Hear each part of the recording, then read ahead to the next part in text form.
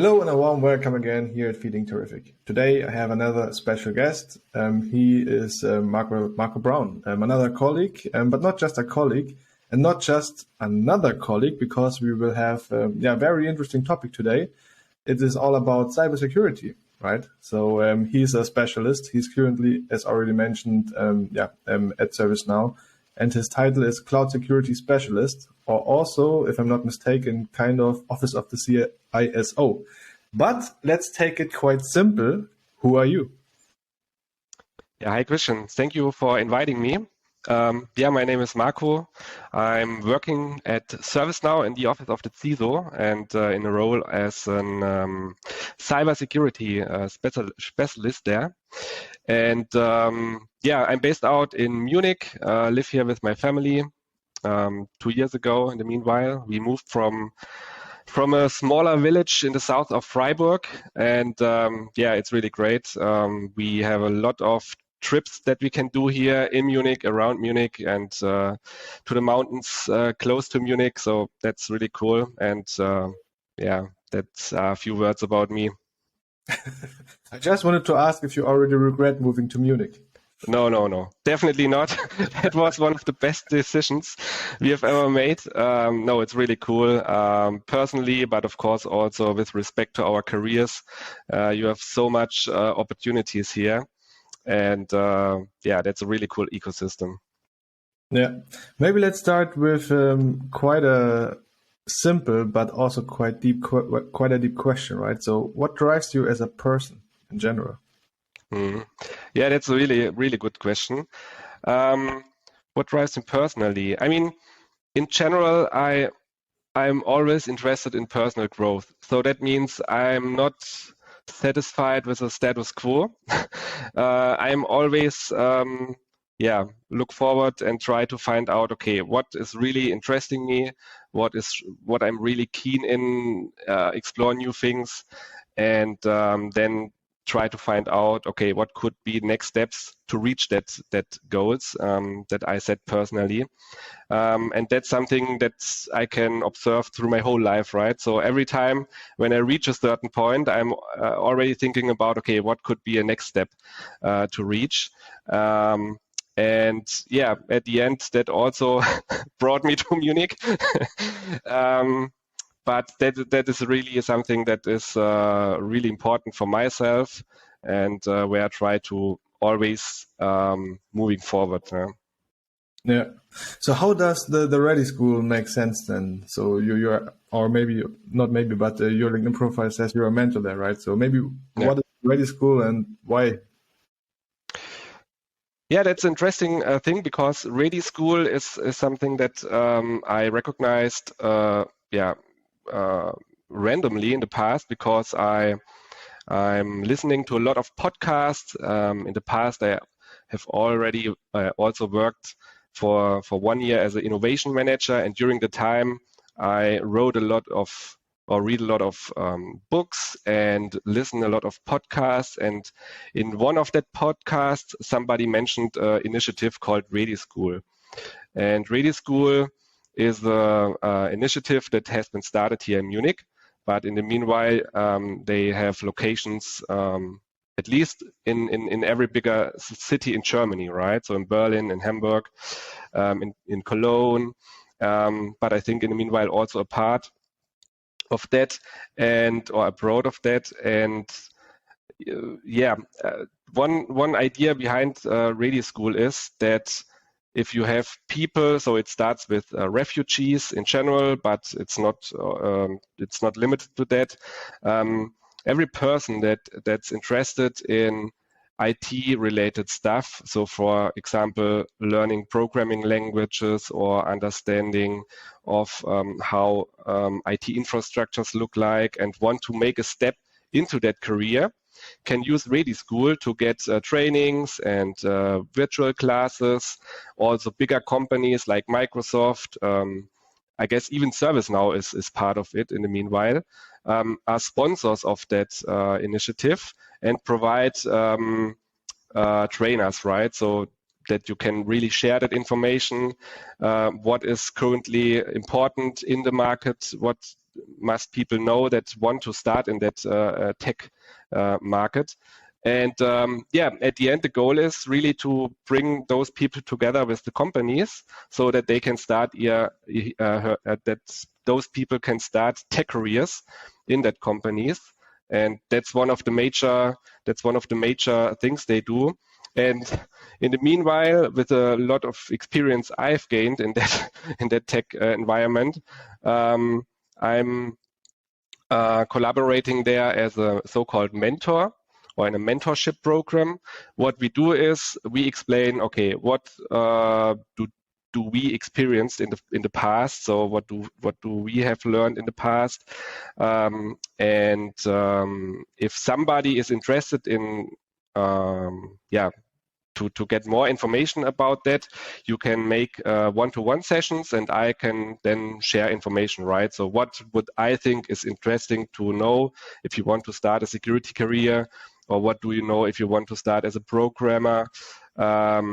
Such things. Maybe you have a network in the meanwhile where you can share information, or where you can referral somebody to a person, and such things. So just to support people in getting started in that area. Yeah. No, that's a very important topic per se, but also when it comes to the thinking behind it. I think the similar programs that now does have is Next Gen, right? But the Ready School is quite independently and can provide a broader point of view, if that makes sense. But, you know, I also really appreciate it. I mean, being a mentor in such an environment, or basically per se, right, takes a lot of time. So also time invest from you, right? But maybe from a different perspective, what do you gain out of it? I don't mean money or something, right? But from a personal development point of view. Yeah. I mean, in general, it's all about really help other people, right? Because that's really something where I guess, okay, I had I did my steps in the past, and I experienced from time to time, okay, that can be getting really hard or becoming really hard to make next steps. So to give something back and to say, okay, I have learned something, and I want to give something back to people that are maybe in another stage where I can give something back in form of, okay, maybe I know somebody who can who has a job for someone, right? Or maybe I have interesting YouTube channels I have experienced in the past where I think, okay, that was interesting to listen to them and to watch them, because you can learn really cool stuff. They have really cool content. Why not share that? Because another one has also to do all that research to find that interesting content. Just to share that information. And if then people reach out to me after several months and tell me via LinkedIn, for example, so, hey, cool, or I see it in the LinkedIn history, hey, cool, somebody really gets a job in that area and is really grateful for that information. I mean, there's nothing more. That's really cool to see them. Yeah. Would you agree if I would say that with your initiative or with your engagement, you lower the bar and increase the approachability of the topic per se? You mean the topic of cybersecurity, or in general? In general, right? I mean, at the Ready School, you mentioned there, I mean, yes, in your case, cybersecurity, but from a general perspective. Of course. I mean, because Ready School, you have the chance to participate in virtual courses, but of course you can also go and meet colleagues in person there. So in every bigger city, you can participate in meetups, and you can participate in courses, also trainings and courses that are set up over a time of maybe 3 months or 6 months. And I would say that if you have that information and learn that stuff, after the time, the opportunities and chances to get a job are much better than before, yeah, of course. Yeah, we already mentioned it, right? So your title and what you're currently having is Cloud Security Specialist. it might be a little bit of, what is it exactly what you do? Yeah, I mean, what I'm doing the whole day, right? maybe one comment. Just be aware your manager might listen to this one. So yeah, sure. think about your work. I try to tell you nothing wrong here. So it starts with grab a coffee, right? So that's definitely the case every day. But no, just rubbish.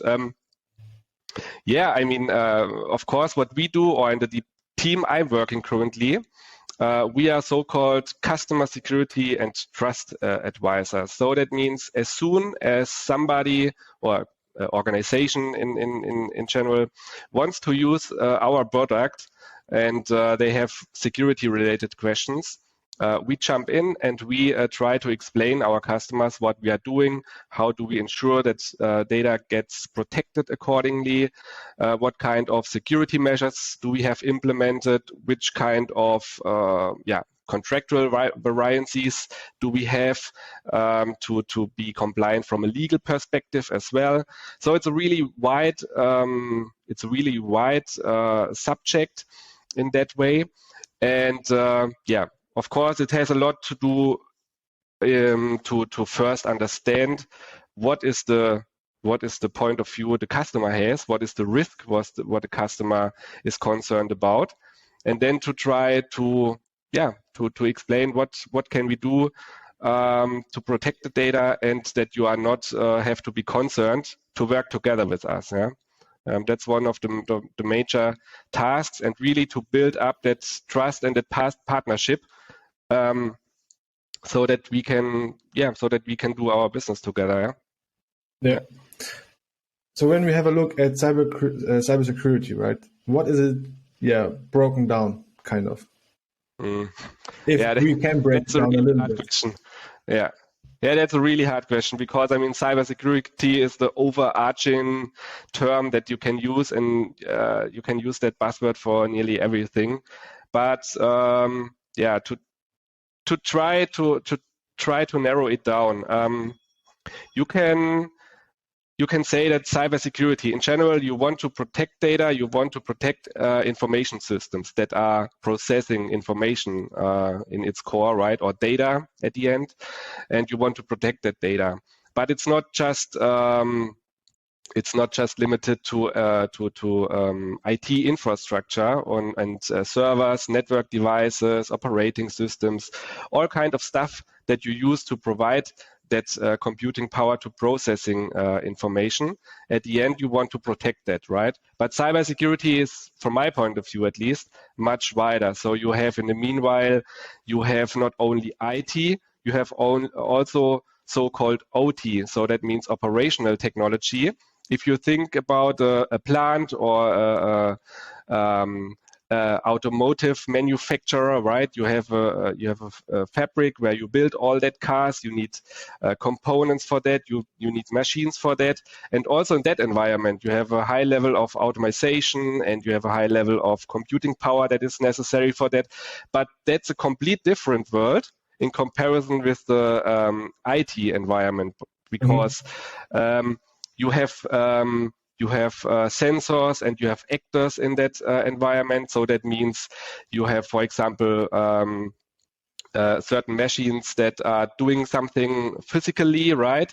And all the applications that are managing that environments are really, how should I explain that?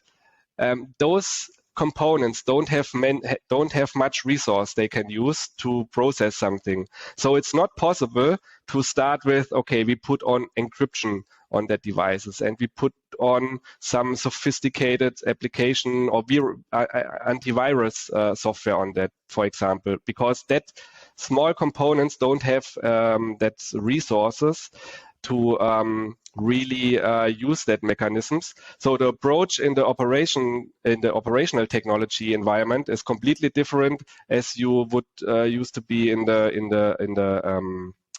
information technology environment or in the common business, right? And then think about smart cities or think about connected cars in the meanwhile.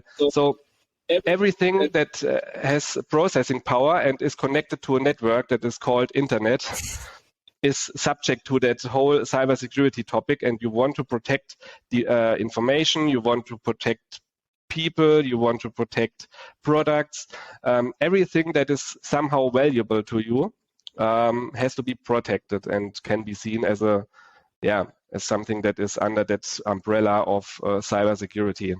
So at least I tried it that way to explain it anyhow. Yeah. No, I think we did quite get it right. So this was mainly out of or based on an organizational point of view, right? But if you would make it approachable for the individual, what would cybersecurity mean in that scenario? Yeah, in principle the same, right? So you as an individual are, or the majority of individuals are interested to keep the information safe, right? The information that gets shared with your friends, with your family, via smartphone, via your notebook, computer, via social media tools like WhatsApp or Facebook or Twitter or what else you can use.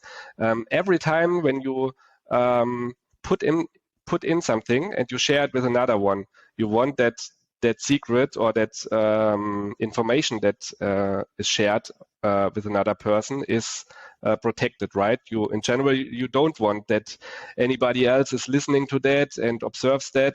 I mean, if you have a private conversation with your best friend, you're also not interested in that a lot of people are standing around and listening. Okay, what is that guy telling to another person? Maybe sometimes, but not in every case, right? And it's the same if you use your WhatsApp tool or any other tool.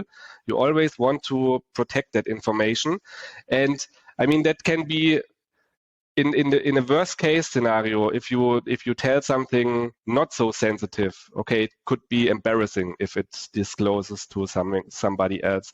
But imagine you have a country with a autocracy government system, and you are somebody that is fighting for civil rights there, right?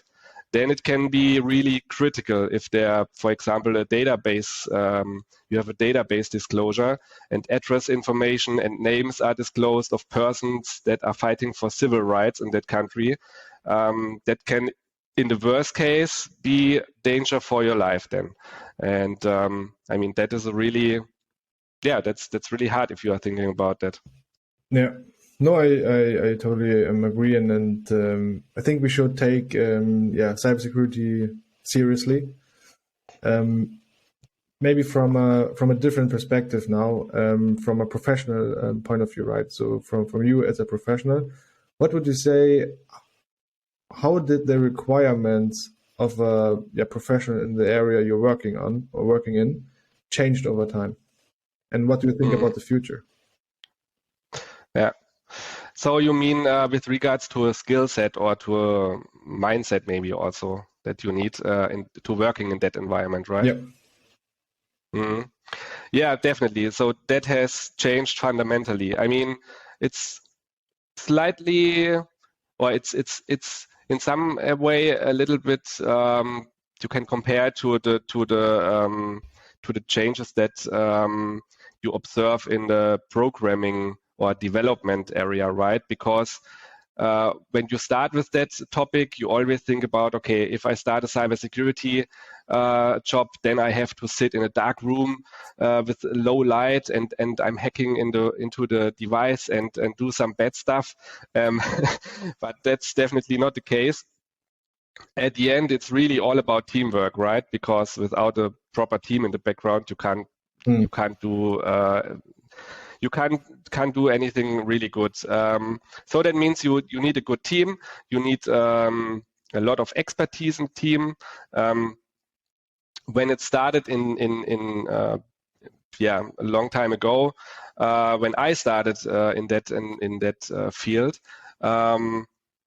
it was sufficient to have a little information or a little knowledge about how is network, how are networks set up, how does programming languages work, how are those different components are interconnected to each other.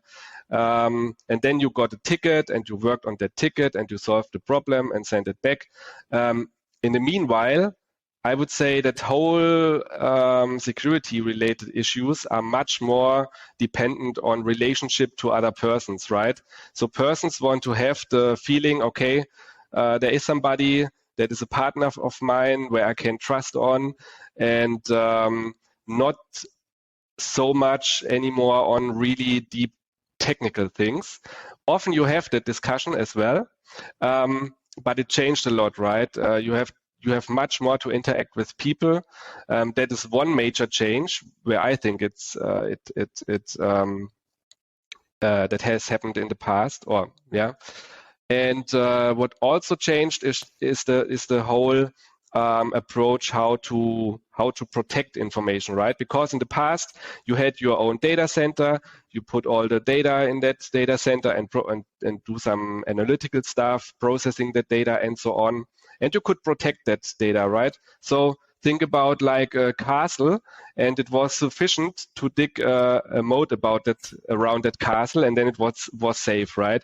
But that's a tactic that wouldn't work anymore, because nowadays and post-Corona times, you have a lot of employees working from everywhere, right? With a big variety on devices that will be used by that people.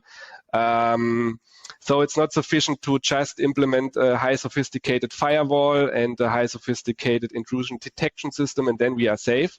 That won't work anymore.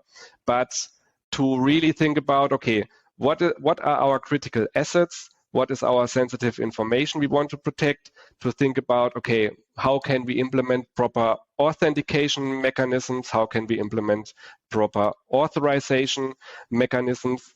To really protect and according to a risk-based approach, to really protect the data that is really sensitive, and then implement security measures that fit to that risk of that or that fit to the value that you want to protect. Because at the end, it has also and always cost implications, and you can't shot with a bazooka on every single bird.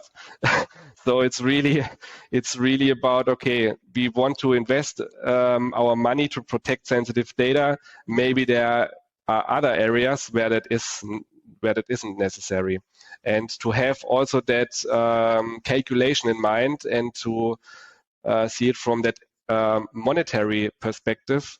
That's also an important thing. That is even more important than in the past, I think. Yeah. Would you agree with me when I say that also change management has a huge part of your job then also? Absolutely. Also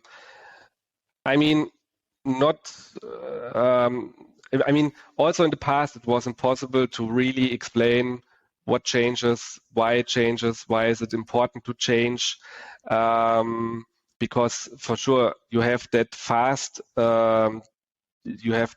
development when it comes to technology, but also you have to explain people, okay, why is that change necessary? Why do we use a new tool? Why do we use a new approach?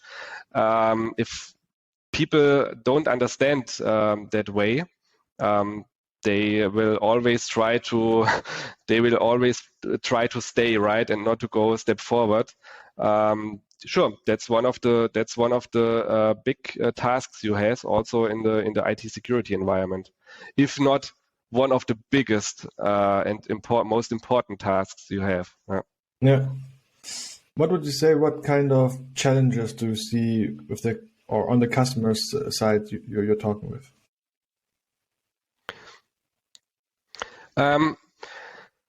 So from my experience, the most critical topic is really the complexity, right? In the meanwhile, you have so many systems interacting with each other. Organizations are shifting to the cloud. They are moving components to the cloud. You have cloud-to-cloud interconnections that you have to manage.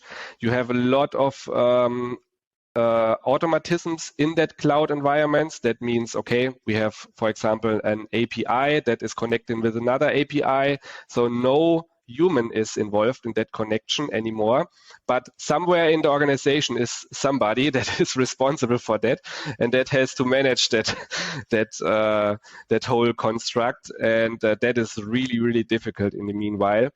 On top on that, you have more and more legal restraints, right? You have the general data protection regulation in Europe that you have to consider and that you have to understand. You have in the US a Cloud Act that has effect on your business that you have to understand. Then you have a local law in China. Then you have a local law in Russia. You have local laws in a lot of other countries. That is a strong legal perspective, but of course, you as an organization your organization have to comply with that legal requirements. So when you are thinking about that, when you want to introduce a new application, for example, then you have to consider all of that and to manage that in your organization. That's a really difficult task, to solve. Yeah. So let's say, if I would be interested in a job as a cloud security specialist, right? So what kind of approach would you suggest, or also when it comes to certain degrees or certificates? Yeah, that's also a good question. I mean, in the meanwhile, you can also do some kind of specific study in that direction. Also in school, you learn something about IT security, not really much, but at least a little bit. But at the end, it's really a lot about or a lot of self-education. So try to find out, okay, in the meanwhile, you can find really, really great stuff outside in a lot of different sources.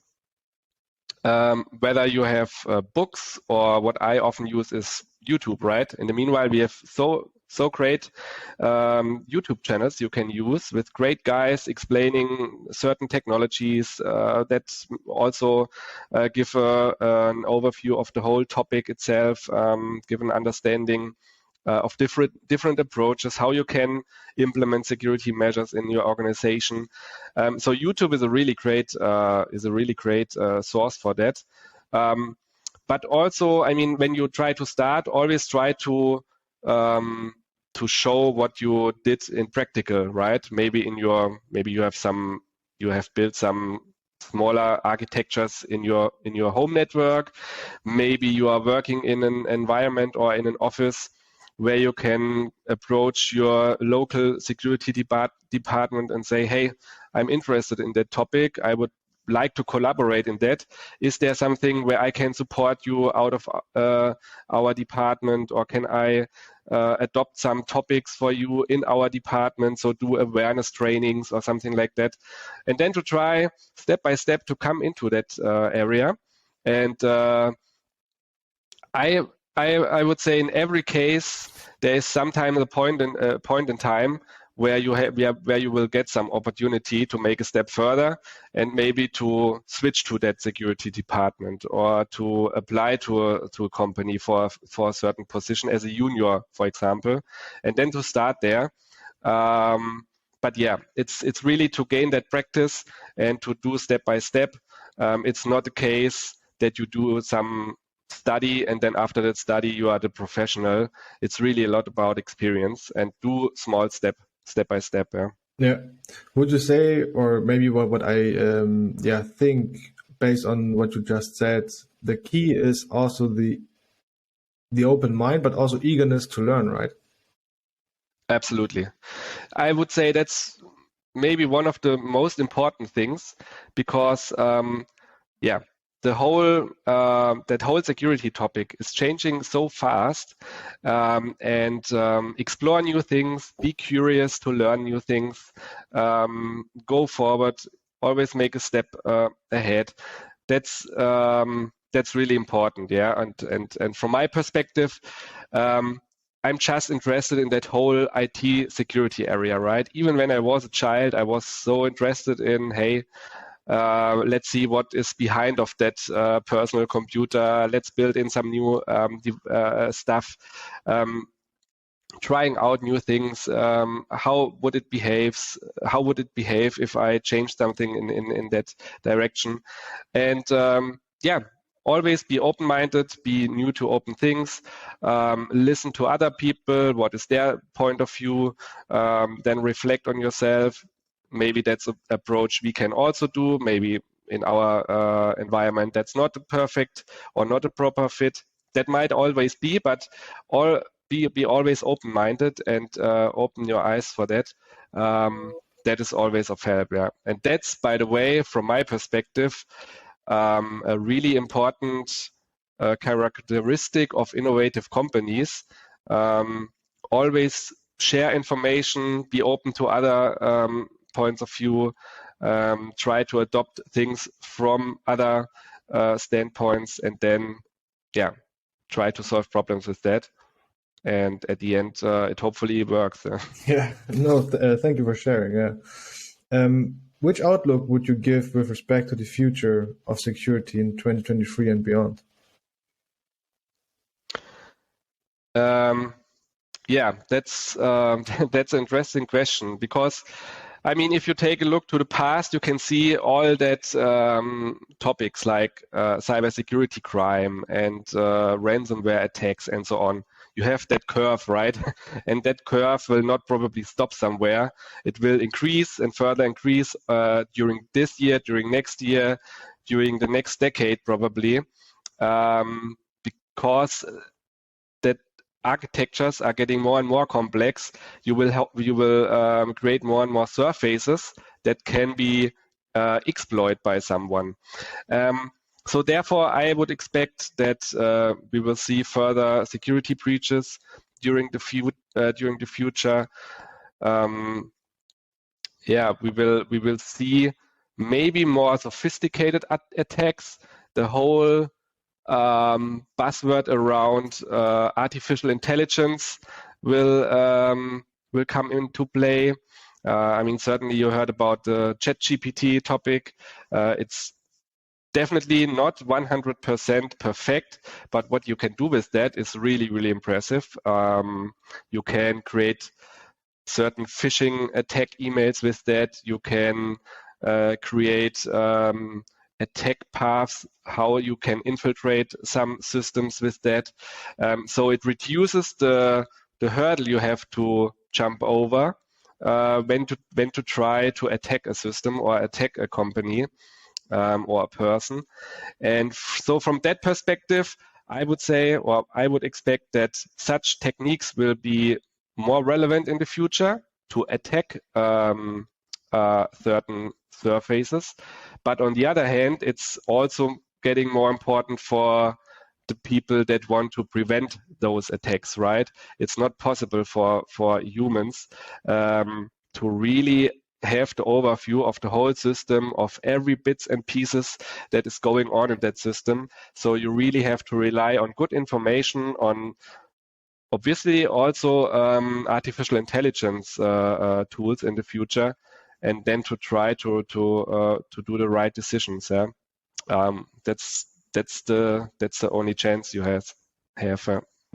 So what we can say then is you don't have to stress about your job in the future. Definitely not. No. Perfect. So that's for sure. So all the hard work was not for nothing. So that's great. I'm wondering, would you consider a move outside of cybersecurity one day? And maybe if yes or no, why? Yeah, I mean, you should never say never, right? Because when I take a look back to my career, I started after study with security, and during the time I switched to various roles. For example, in a role as an enterprise architect. I also was in a role of innovation manager for 1 year, and all that job changes. I have so much learned from that, but with respect to the future, I would say no. So I have no willing at the moment to change again to another area, because it's so much going on in that direction. You can learn so much new things every day. You meet a lot of new people in that way. It's really curious and exciting to help other people's. It's also, from my personal point of view, that security area has a purpose, right? So it's really about protecting others' information, protecting valuable information, products, assets in general, right? So that's something where I think that's my purpose, where I think, okay, that's worth to stand up every day and fight for that, so to say, or work on that. And so therefore, no. So I'm in the right area. You have a awesome career outlook in that area. You can specify, or you can specialize, on a certain direction. So much options, and at the moment I have no willing to change that again. Yeah. Yeah. No. What I would say. Yeah. I'm happy for you that you have found your purpose, right? And I think nowadays it's very important, especially to have that. And also when it comes to yourself. So I think everyone who will or is watching it will agree with me when I say we can see your passion. So that's really, really good. Maybe last question from my side, right? So self-awareness, self-reflection, mental health, recharging, purpose, etc. Right? Buzzword bingo or what? I mean, that's a question that everyone has to be answer for themselves, right? But at least from my perspective, I can tell you that I think that's really important. I mean, you can, of course, invest a lot of time in the daily job and in your career and the next step, but without any time for a break, you will not do that as long as a year or two. So I highly recommend to really take the time to take time for your family, to do stuff beside of the work, to really close your notebook in the evening and do other stuff, and then you can put effort the next day again. That's no problem. But if you don't have the time to refresh and to charge your batteries again, then it's getting really difficult, because it's not a sprint. So from my perspective, it's a marathon, right? So you have not to take 1 year, you have to take the next 30 or 40 years and maybe beyond of that. And from that perspective, and I want to jump in here for my current employer, we have well-being days. We can use to spend with our families. I have at the moment the flexibility to bring really work together with my family life. Maybe you have meetings in the evening, or you have private appointments in the afternoon, and then you can arrange that accordingly. So that is really, really valuable, and I appreciate it highly. And I guess it's not only important for me, but it's getting more and more important for in general, right? That you can combine those two things. But yeah, to take breaks and to do things outside of work, that's absolutely crucial. Yeah. Two things. So first, it's really, really important to have whoever the employer is, right? But to have an employer who provides flexibility. I mean, as you also mentioned, for every person, it's different, right? And second, it's really funny because I just thought about it. When I asked the question, right, and you were saying that for every person it's different, et cetera, right? Yes, it is. And an example, when my manager asks me about my opinion, then I say something, right? And usually the first reaction from her is then, Christian, stop the political correctness. I asked about your opinion. So thank you for sharing your opinion, Marco. Yeah, you're welcome. My pleasure. Maybe for the end, I would like to hand it over to you for the last words. Yeah. I mean, first of all, thank you, Christian, for inviting me to that call. These are also my first experience with podcasting. I heard a lot of podcasts, but I was never part of it. So really, really thank you for that. And yeah, I mean, to all of you, think about what do you want to do in your life? What are the things you want to stand up for every morning, and then go into that direction. Yeah, it's always worth to get insights from other persons, but at the end, take the decision and do it as you want to do, and not as anyone else wants to do. I guess that's really important. Thank you for your time, Marco. See you soon. Thank you. You're welcome. Bye. Bye.